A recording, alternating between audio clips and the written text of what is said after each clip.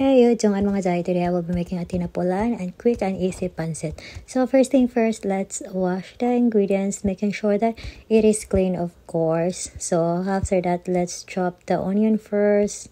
And after the onion, let's chop as well the garlic.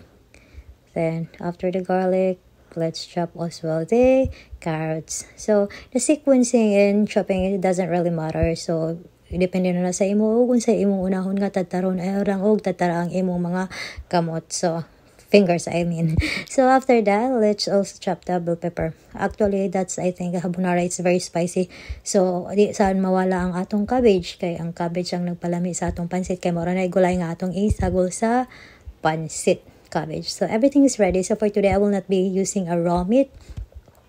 I am instead using a chicken breast in a can. So let's put some oil, then put the onion. After the onion, the garlic first, then the onion. So naglibog na.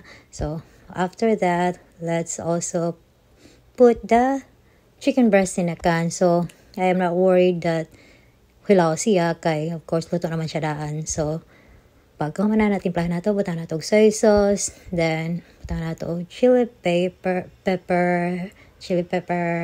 para lasa siya, and then water, then more water, kay ato na lang ilunod ang atong bihon. So ato usadi butang ang carrots o ang bell pepper.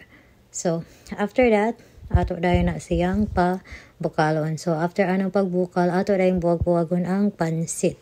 Kana di gyud na pwede nga dili nimo siya buwag-buwagon, kay pagkaluto ana way lami gyud na og di nimo buwag-buwagon. So nabuwag-buwag naman siya tilawan nato, kay basig way lami wa gyud lami, butangan nato og asin, salt, then chili pepper too para tasty ang atong pansit. So isagol na dayon nato ang cabbage, kay para maluto gyud siya.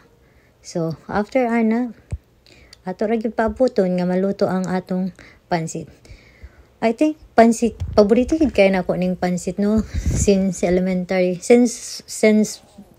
until high school, until karon paborito gid nako ang pansit. Actually dali ra gid siya lutoon, basta ang imong meat nga ginagamit is luto na siya daan. So after ana gina-check nato, pabukalo nato, kinahanglan nga ang water is mawala na siya. So after ana kaon sa tawag strawberry, no, kay gutom na kaayo, kapoy maning magluto tano, kay pagkahuman pagluto nato, no, kay di na ta maibog mo kaon, ambot mo jud na siguro. So pagkahuman nato, atong i-check ang atong bihon pansit. So mo na siya ang hitsura, then last ato na dayong iputang ang